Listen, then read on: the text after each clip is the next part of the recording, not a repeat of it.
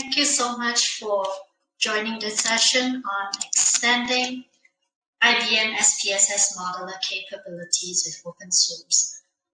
Before I jump into the details of the session, I'd like to tell you a little bit about myself. I was a software programmer, software engineer in IBM before I became a data scientist.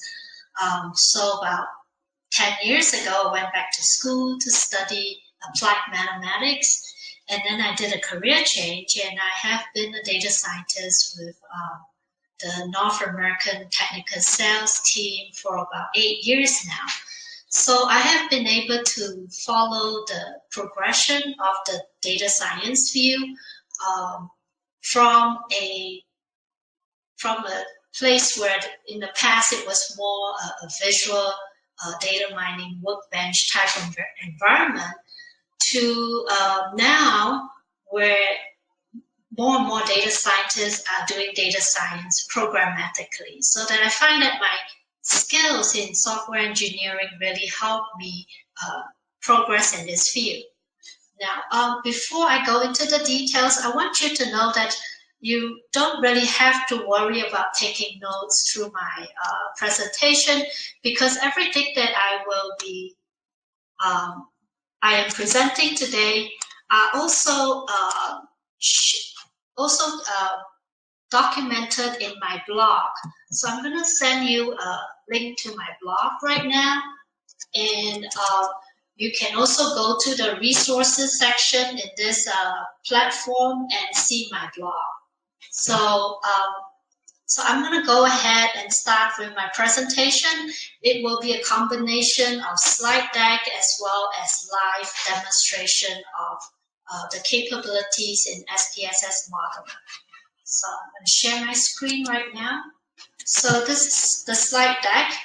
And so let's talk about, at a very high level, what are IBM SPSS Modeler extension nodes. So for those of you in the audience who are familiar with SPSS Modeler, you know that there are lots of nodes that come with the product that allow you to do very specific tasks like reading data from a data source, deriving new columns, or building a specific model. Now, there may be cases where you might want to do something that is not possible with the existing modeler nodes. So this is when those extension nodes come in. In version 18.1 of SPSS Modeler, we introduced these 5 extension nodes that allows you to embed Python or R code in the nodes. So first of all, at the very beginning, at the top of this slide deck is the extension import node. This is where you can put Python or R code to read data from some data sources. So you know that the extension, the source nodes we have today allows you to source data from, say, a CSV file or a ODBC data source, like a DB2. But you might want to read data, say, from a GitHub repository, so you will need to write code to do that. So this is where the extension import node comes in that allows you to write code to import data. The extension transform nodes allow you to take data from a node upstream and apply some transformation programmatically in R or in Python, transform the data, and then pass that data downstream for further processing. And then we also have the extension model node. This is where you can write R or Python code to build predictive models. And we also have the extension output node that allows you to programmatically display text or graphs. And I will show you some examples of how to make use of these nodes. And finally, we have the extension export node that allows you to export data to some other data sources. So by way of an analogy, if you're looking at this diagram, you can see a sample modeler stream on the upper half of the screen. This is like a typical SPSS modeler stream where you source the data and then you transform the data using some transformation nodes, and then you can output the data using an output node, or understand the data with the audit node, and then build some models with the model nodes and export. Use the export node to export the data. Now, here is where extension nodes come into place. That is, you can complement the nodes that are available in SPSS Modeler with your own code by putting the code into this extension node. So before I go any further, I'm going to jump into SPSS Modeler right now to show you an example.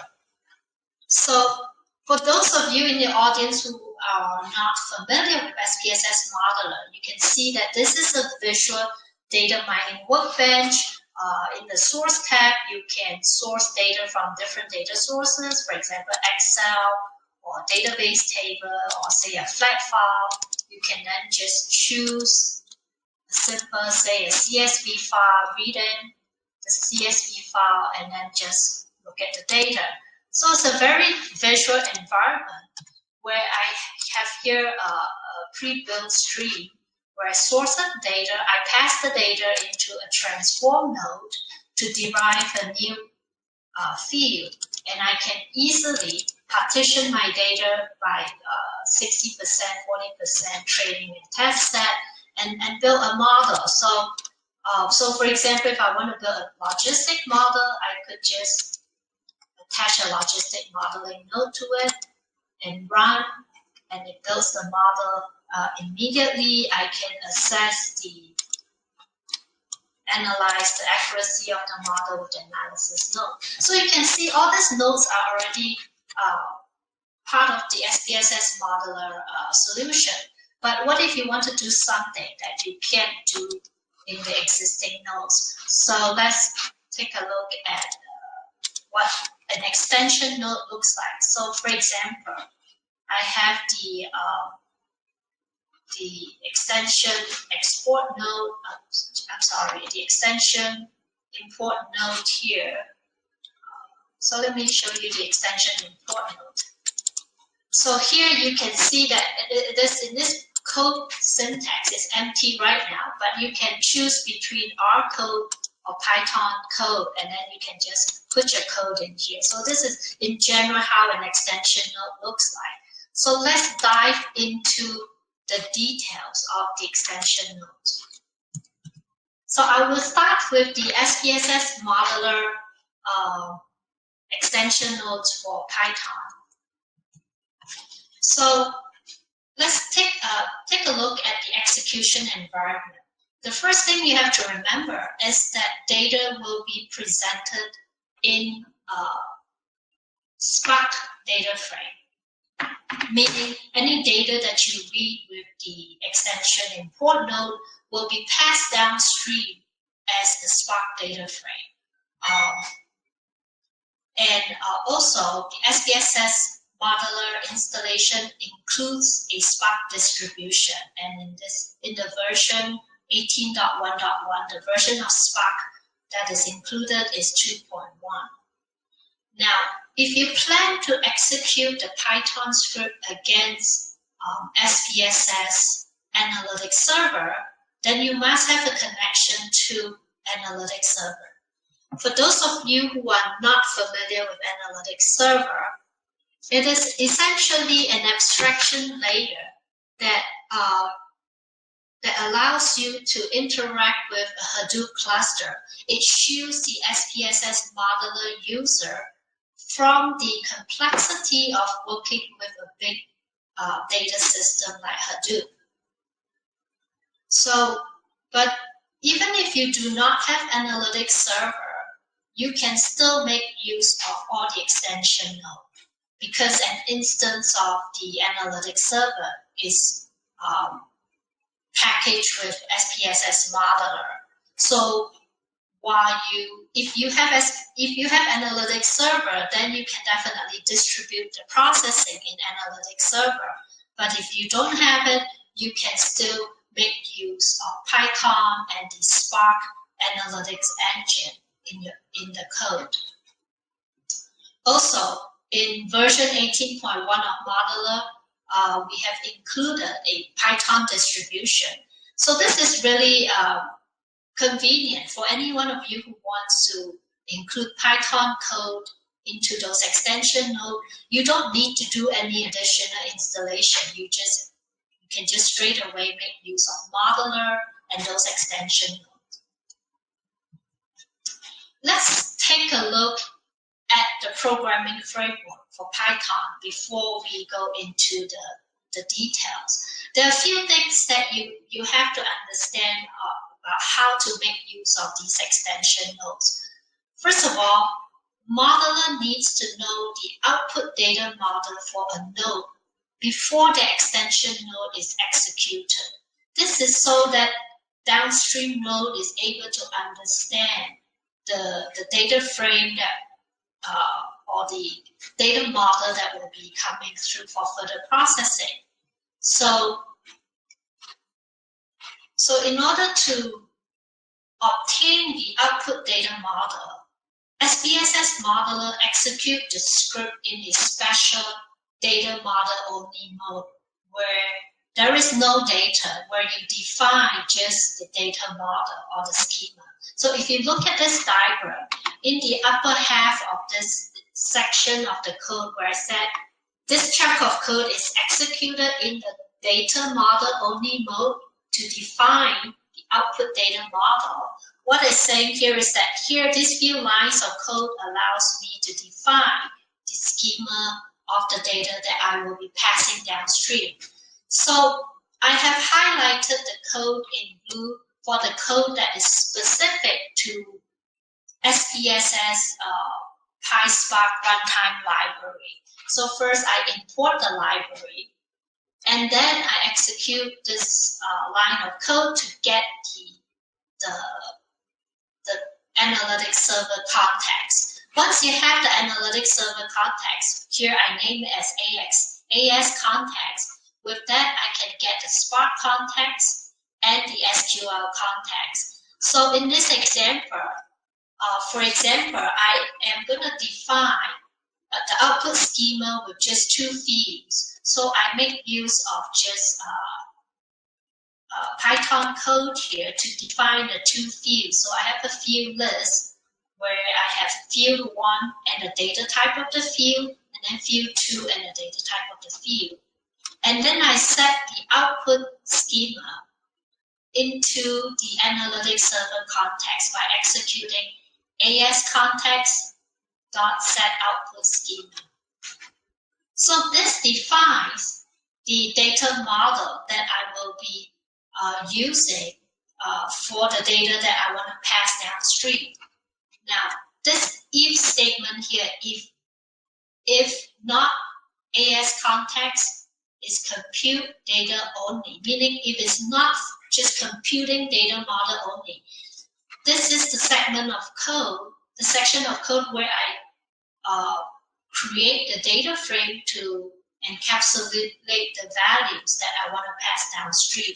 So I have not implemented any code here. This is just a framework that I'm laying out for you to see that in general, when you are working with an extension node and you're working in a Python language, this is the framework you want to follow. You need to define the output schema, and then you need to define the data in a Spark data frame that you're going to pass downstream. So let's take a look at one example. The first example I'm going to show you is the extension transform node. I'm going to switch over to Modeler, and this is the example I want to show you. This is a very simple example. This is my source data where I have several rows of event description that includes think of this like a log, an event log where I want to extract some error code from this string. So I have Python code here to make use of regular expression to extract the error code. So I'm just going to show you the results first before looking at the actual code.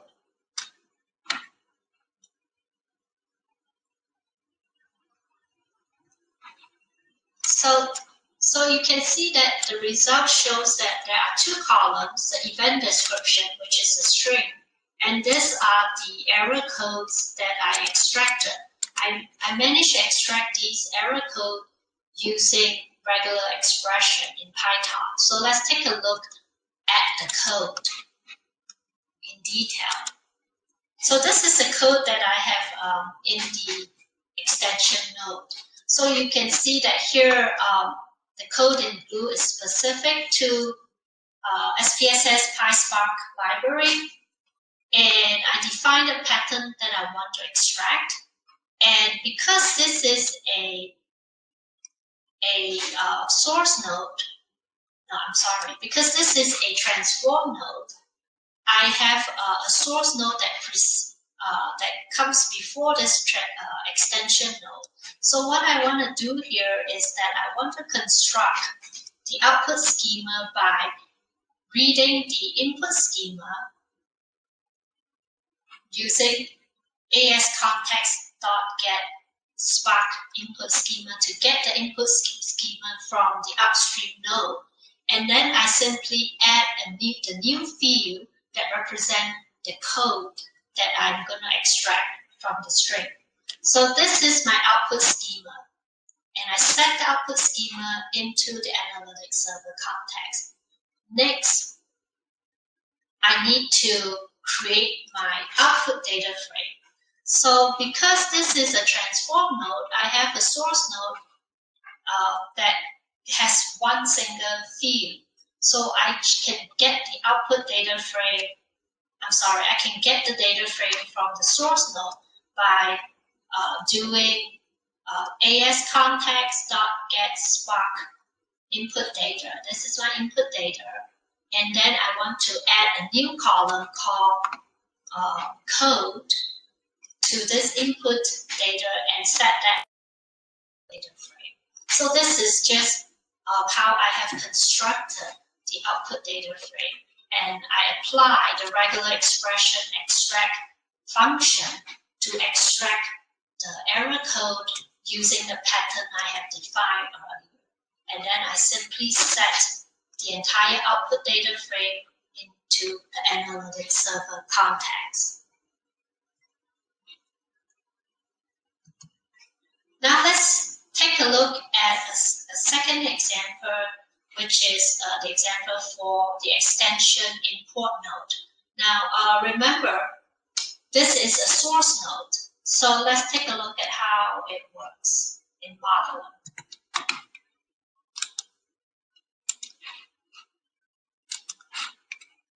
So in Modeler, this is the code that I have embedded, and let's just run it, and you'll see the result. Well, real quick, in this instance, I am actually reading data from my GitHub. So this is the URL I have defined, and I'm going to read it, and then I'm going to display the data here. So the file that I read from my GitHub repository only has two fields, ID and churn. So let's take a look at the code. So in this instance, because it is a source node, there is no data that I'm going to read from upstream. I have to define the field list that represents the two fields that will be coming in from the file I'll be reading, and then set that as my output schema. there is no need to read the schema from upstream node because there's no upstream node. And then I set the output schema into my analytics server context. And then in this section, if not AS context is compute data only mode, meaning this is a section where I'm going to create my Spark data frame that represent the data in the file that I'm reading. So here I have the code that defines the URL to my GitHub repository. Then I just do a wget.download to download the data in my GitHub repository. And then I just I download it into my local drive in a directory called data, and then I just do a SQL context.read to read the downloaded data. And then once it's read, this churn_df represents the Spark data frame that I will be passing downstream. So I need to set the Spark data frame into the analytics server context output Spark output data. So now let's take a look at a third example that is using the extension model node to build a Spark ML random forest classifier model. In this instance, I want to use the data I have to predict mortgage default. So for existing modeler users, you are all very familiar with building models using excuse me, SPSS Modeler nodes. So there may be instances where you have a model that is not yet available in existing SPSS Modeler node and you want to write code to do that. So you can do it in the extension model node. So let me show you the data I have. So this is a data set I'm working with. So you can see there's some demographic data. And then I also have a last column, mortgage default, whether the customers here are likely to default or not. So this is the extension model node. So you see that there are two sections. The first section is the section where you put in code to build the model. So the second section is where you put in the code to score the model so that you can calculate the accuracy of the model. So let's review the code in detail. I'm going to copy the code into a notepad so that's easier for you to see, and then I'll walk through important sections of the code for you. So this is the section of the code to build the model. So the key thing to remember is that the code here is pretty much standard Spark ML code to build models. So, you know, I read in the input data frame with by calling the get Spark input data field. So I have the input data here. And then the next thing I do is just standard coding for building Spark ML models. So I apply string indexer to columns with string labels. And then I vectorize the input fields that I want to use to build the model, and then I instantiate the random classifier model, giving it the target where I call it label here, and then the vector of features that I want to use to build the model with. And then I build a pipeline. The pipeline basically lays out the stages of how I want to build the model. So once I've done that, I fit the pipeline to my input data set. and that's where I build the model, I name it model. So up to this point, it is very standard Python code for building Spark ML model. The key point to remember is right at the bottom.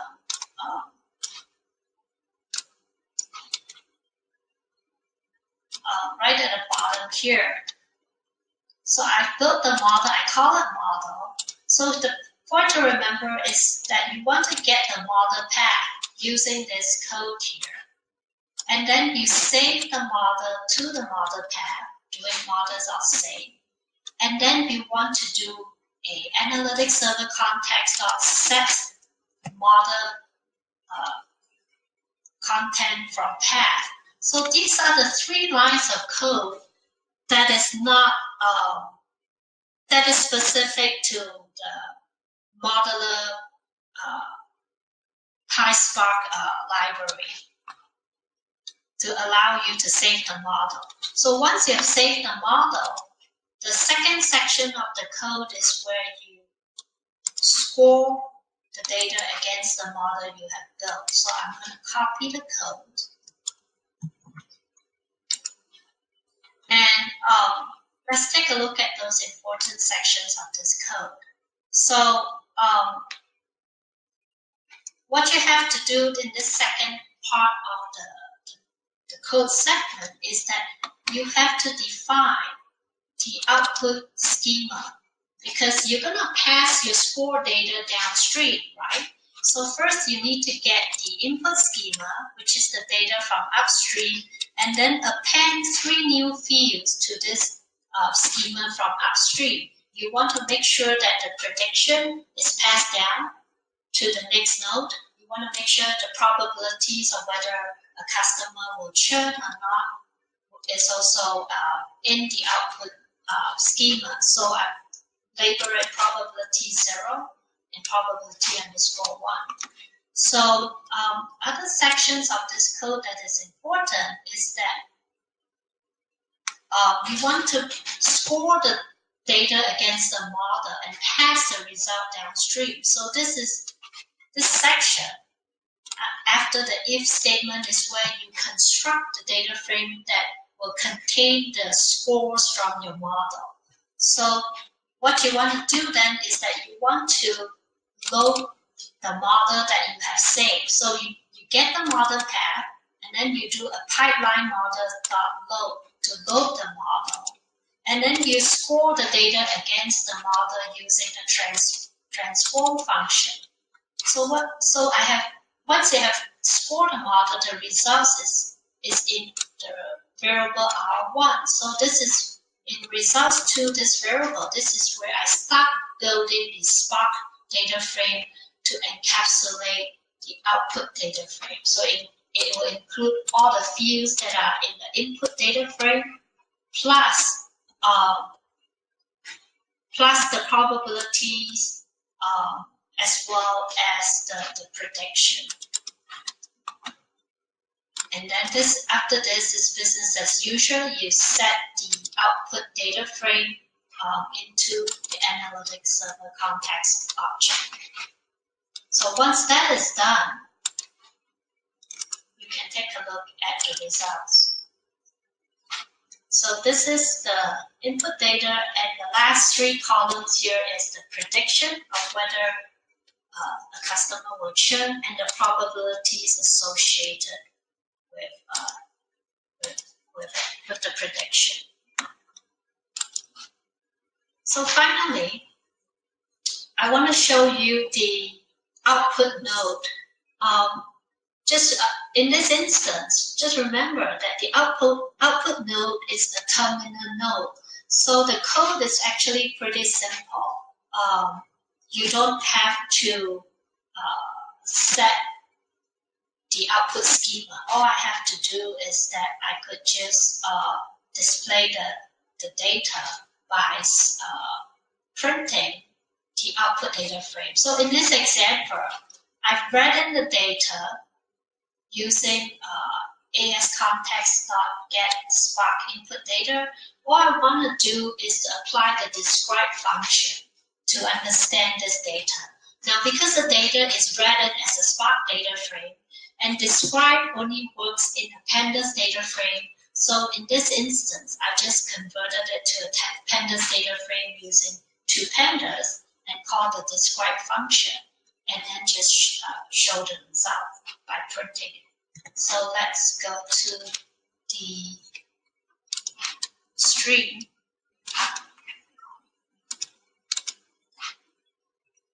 Oh, I forgot to open that stream. I am sorry. So, but, oh yes, here it is. I forgot what it is. Okay, so the output node is in this extension model stream also. So this is the data that I have, and so I'm still working with the mortgage default data. This is the code that I walked through with you. So let's run it. And you can see the output here. So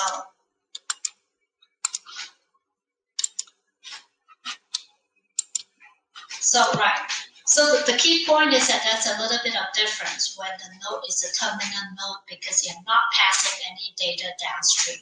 You're just displaying the output in the output node. Okay, a few troubleshooting tips for when you want to work with Python code. Just remember that the extension nodes, they are not an IDE. So it is easy, it's much easier if you just write and debug your Python code in a Python IDE such as a Jupyter notebook. So the idea here is that you can basically write everything you want the code to perform in an IDE, and then you just add in these specific SPSS specific libraries and functions to make sure that the output data frame, the output schema is defined, and the output data frame is defined so that data can be moved from the extension node downstream to the next node. Okay, let's take a look at the extension node for R. So the prerequisite for running R code in SPSS Modeler through those extension nodes is that you must have installed SPSS Modeler Essentials for R. And also, you want to make sure you reference the modeler R install.pdf file to understand the requirements of the version of R that's required. Another thing that you want to remember is that all the R nodes are seen as independent global R environments. So, for example, if you do a library, say JSON like you call a library function in one extension node, you have to, and then you cannot expect the other extension node to have access to that library. You need to call those function, the library function in every extension node that make use of that library. The programming framework for R is pretty simple. There are 3 important reserved R objects you need to know about. The modeler data model defines the data model or the schema for the R data frame. The modeler data is the keyword or reserved word that defines the R data frame that contains the data that you want to pass downstream.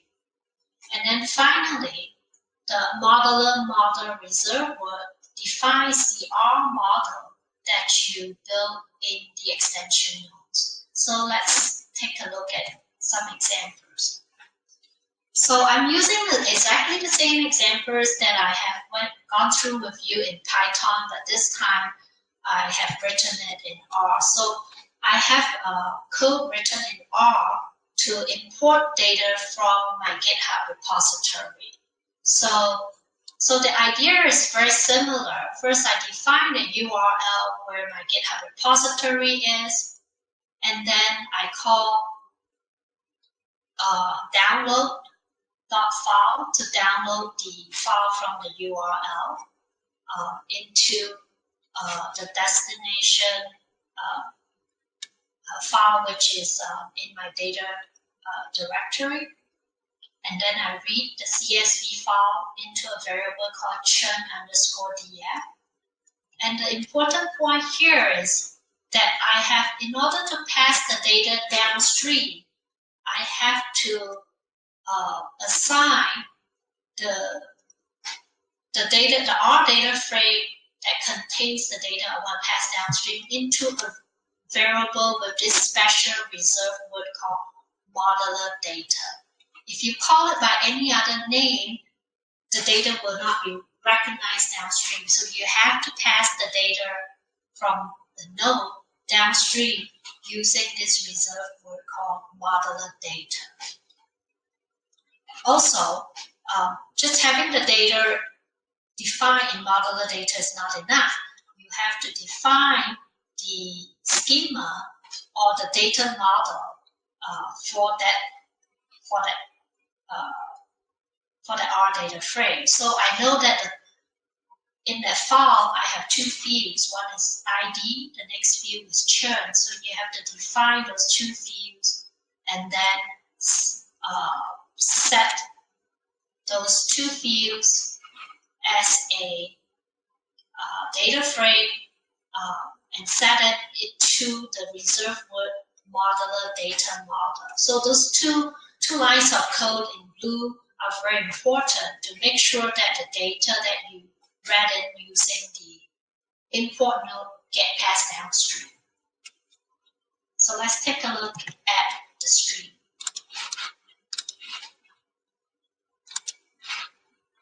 So this is the code, and here you can see that R is selected, and this is the R syntax,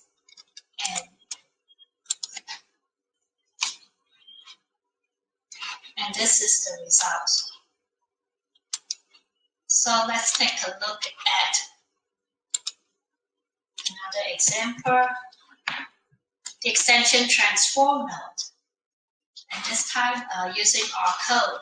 So here, look, notice that I have a statement here called library JSON like. This is where I bring in the library so that I can make use of it to parse the results in JSON. So let me go to the stream to explain what it does. So this is a stream I have built to read weather data from the Weather Underground website. So up to this point, before I call the extension node, I have the date in which I want to pull weather data from. So, and this is the URL to the Weather Underground website. So once I run the extension transform node, I'll show you the results. So you can see the date and then the different kind of weather information I am able to pull from that website, like mean temperature, all kinds of weather data. So, but you have to remember that when I call the Weather Underground website, as displayed in this code here, the data is returned, the weather data is returned in JSON format. So I will have to parse the data and include it into an R data frame. So this is the modeler data is the variable that will include the modeler data frame that I want to return downstream. So I'm combining the modeler data from upstream, that is the source node, plus the new data that I have parsed from the return JSON body. So So you can see all the variables here, you can see all the fields I have defined here because each variable from var1 to var41 represent the new fields for the weather data I want to pass downstream. And then the modeler data model is really the schema or the data model that I want to pass downstream. So again, very important to make use of modeler data reserve word and the modeler data model reserve word to represent both the data set, the data frame you want to pass down, plus the schema of the data you want to pass downstream. Okay, this is the last example I want to go through with. Well, example I want to go through with you. The view is building an R model, actually a logistic model using R syntax, and it's very similar to Python. Let me show you an example. So it's very similar to Python in that, here's the syntax. It's very similar to Python in that there is two sections. The first section is the model building section, and then the second section is the code for scoring the model. So let's take a look at the code in detail. So for those of you who are very familiar with R, this is nothing new. This is just a standard R code. The difference here is that you have to make sure you make use of the reserve word modeler model to represent the model you're going to build. So here I'm building a logistic model with all the input variables, and in this case I'm also predicting mortgage default. And then once I build the model, you can get summary information of the model, coefficients, and so forth. This is standard R code. And the second section of the node is where you put in code to score against the model. So you call the predict function for the model, and you get the results. The key point here is that you need to make use of the modeler data variable to represent, to encapsulate the result, which is the modeler data, which is original data, plus the results, which is prediction. And then you have to create a new field that contains the propensity for default, which is your prediction, and add it to your modeler data model. So the last example, actually, let me show you the results. So the syntax is here. Just click run, and it'll build the golden nugget. And let me run the results to show you. So here are all the input values, and then the propensity to default is included here. Okay. The last example I want to show you is how to make use of the extension output node for displaying data or results using our code. So here I'm just simply aggregating some data. I'm actually aggregating the debt. I'm calculating the mean for debt to income ratio, and then plotting a graph to show the relationship between groups that defaulted versus groups that did not default. So nothing's very special here. This is just standard R code. A few things to remember is that you get the data using the modeler data variable, but no special reserve word here. So just standard R code, but it is a very useful node for you to see the results of the model. So this is the extension output node. I'm going to run it now. And because, again, this is a terminal node, so there is no need to set any schema or data model or data frame. So this is the result, and this is the text output. So the troubleshooting tips for R is just like for Python. You want to write and debug your code in R or RStudio, and then just make sure to set those three reserved keywords if you're going to pass the data from downstream to the next node. So in summary, this set of extension nodes allow you to programmatically perform tasks that you can't otherwise accomplish with SPSS Modeler.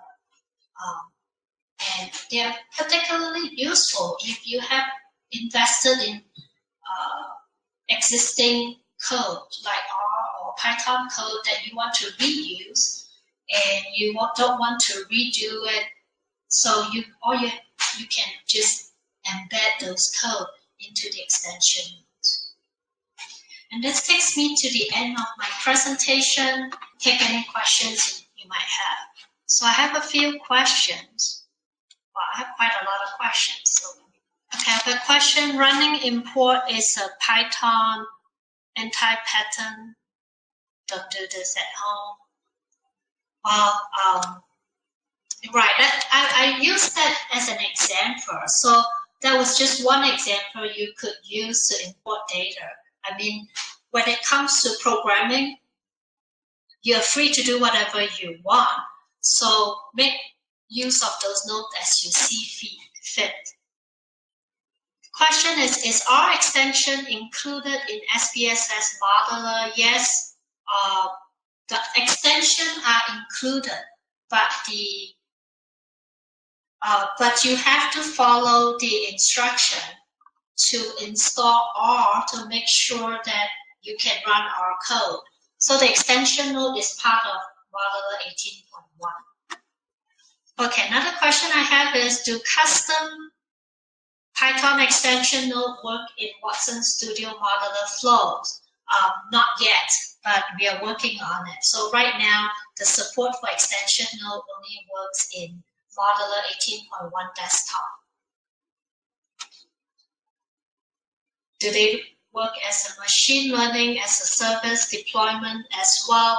Well, so the question is, do these extension nodes work as a machine learning as a service deployment? If you deploy the modeler stream on collaboration and deployment services, then yes, these nodes will work.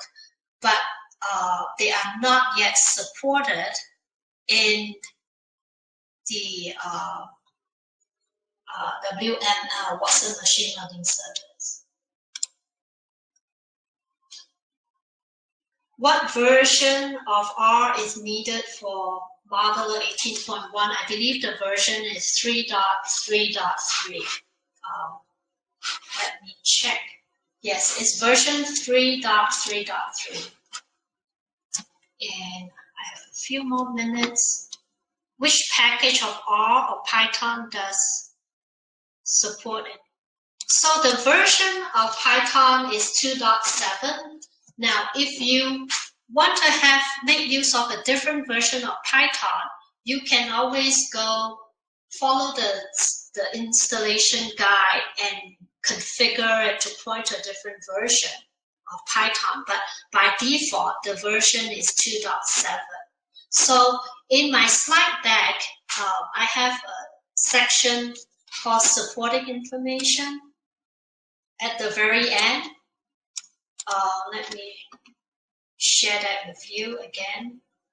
So this is the page I'm referring to. So if you need more information or you want to download the sample code that I have walked through earlier, just go to the blog that is in the resources tab on Modeler extension. You can review all the materials I went through today, as well as download the Modeler stream I walked through with you in this session. Can R extension be used to manipulate Modeler environment itself? can I rename the variables? Well,